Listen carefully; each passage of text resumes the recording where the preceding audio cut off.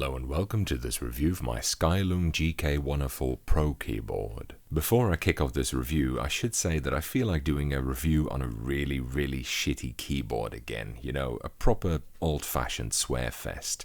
So if you've got something truly awful, maybe something to even rival one of these, that you don't mind donating and want to see in a review, hit me up.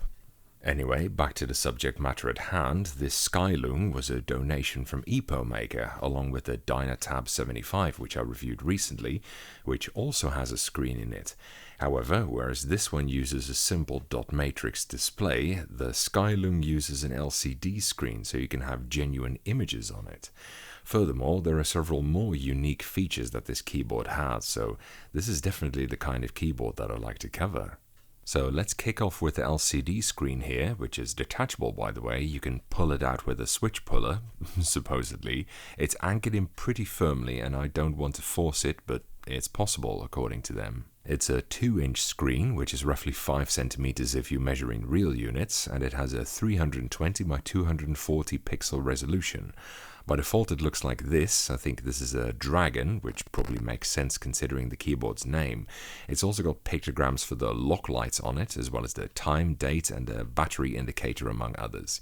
You can upload things into it, even video clips, which is pretty cool. That said, when you put something moving in it, I think this will get pretty distracting. It's even got another display in it. This one is a digit-based one, which also displays date and battery power on it, by default at least. But more importantly, if you hit this switch on the side here, it turns it into calculator mode, which is awesome. So that basically makes it a modern focus keyboard, and I have to give it a big thumbs up for that alone. Unlike this Skyloong screen, the calculator also doesn't take up the space for the delete key, which I use all the time, and I must admit that during my week of testing this keyboard, I really did miss that key a lot. Of course, you can rebind the key, and you can even just take the screen out. In fact, you can order it without one to begin with. There is also a slightly smaller, cheaper version of this screen with a lower resolution available. That's the V1 version of this. And then for another feature, it's got as many as 3 knobs at the top here, replacing, yet again, the print screen key, as well as pause and scroll lock. So I'm glad that I have a macro pad with an extra print screen on it. That said, you can technically even bind print screen back into it, as these 3 wheels can all be programmed both in terms of turning and pressing. And again, you can still swap them out for normal switches, but just like with the screen, I feel like I'd be missing out somehow in that case. There are quite a few functions you can program into the knobs, like zooming in or out, switching between applications, and media control. It comes with 3 knobs by default, but it supports up to 6 of them, which you can order on the side. Really cool stuff. It's even got a split spacebar, which again you can change for a standard full-size one if you so desire. I feel like they really wanted to give the end user the choice to customize this keyboard to their liking. You know, it's got all these extra features on it, but you don't have to use them if you don't want to. And that's probably a very wise move, because so often I read comments in my videos where someone spots some detail that is a deal breaker to them, but which I would have never even thought of. Which is exactly the reason why I never try to launch a keyboard or a switch of my own, by the way. Anyway, the idea behind the split spacebar is that you can bind each one to a different function. By default they're both spacebars, and I must say that the split was never in the way during my test period, so they split it in the right place I guess. One thing I suspect users might use it for is an erase ease, which means that you have one spacebar mapped to delete or backspace. The term is probably most well known from the eponymous series of old NMB keyboards, or maybe the IBM M15, I'm not sure who invented this feature, but you can do that here too if you want to. The big problem with all this arises when you get to the software, which is just inexcusably bad. I couldn't figure out how to program the screen or the dials, and not as in I have no idea how it works, but I genuinely can't even find the option to configure them. And although I tried to download the manual for the software, the page that links to it doesn't work, so I can't test any of this. Such a shame, really a letdown. There's a whole bunch of keycap options you can get for this. In this case, it's the same as the ones on the Dynatab keyboard. This is probably the least terrible looking of the ones they have on offer, but it's got the same front printed legends as the other set. I have real difficulties reading these, and though they're pretty thick double shots, I think they're probably very, very cheap. There are sets you can pick that have legends on top. There's quite a variety actually, but honestly, they all look like crap to me. That's very subjective though, of course, but personally, I just swap these over for a set you like because, to me at least, this is unusable. You can get 4 different types of switches for it, 3 flavors of KTT switches and a Glacier silent switch. This one uses the KTT Rose Sea Blue ones, which are fairly tactile, but in a very forgettable way, if that makes sense. If you press the key very deliberately, you can definitely tell there is a big tactile bump, but if you're just typing along, it's easy to forget that this is a tactile board.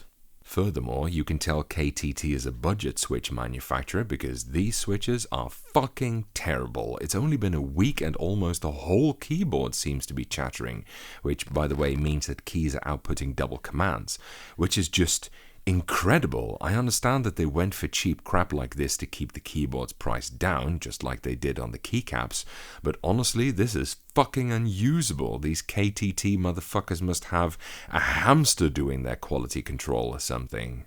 Just look at this. I did a quick 1 minute or so test of the switches on the board, and 26 switches are shown as chattering. Blue means error. And I know that some switches are chattering that are not even shown on this screen. That's really, really bad.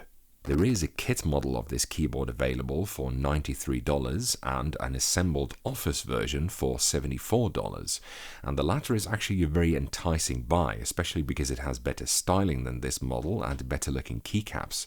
It is very hard to navigate all the options on their website though, because they're all different items in their shop for some reason. I'd strongly recommend that they consolidate all the options into a single page because this is confusing as hell. What I'd recommend they do is that they take this office model and go for a simple, non-transparent, no BS keycap sets. Just clone a standard cherry set or something and switches that don't fail by the 24 straight out of the box for $74, and that would be a very, very nice buy.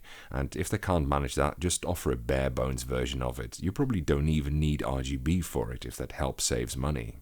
The split spacebar is non-standard, so they probably have to ship it with one even on the bare bones kit. It looks like their kit version doesn't ship with one, by the way, so I'd encourage them to do so. But like I said, you can always elect to go for a standard non-split spacebar anyway. The rest of the keys are standard, so that's all good. Did I tell you how nice it is to cover a proper full-size keyboard again, by the way? Well, without a delete and a print screen, but still.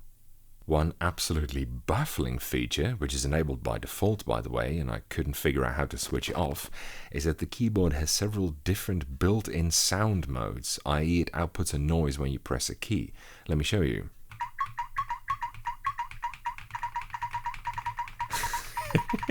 You can switch it off with FN plus numpad 0 for reference. Now, apparently this is done too, and I'm quoting their product page here, express you're angry by typing.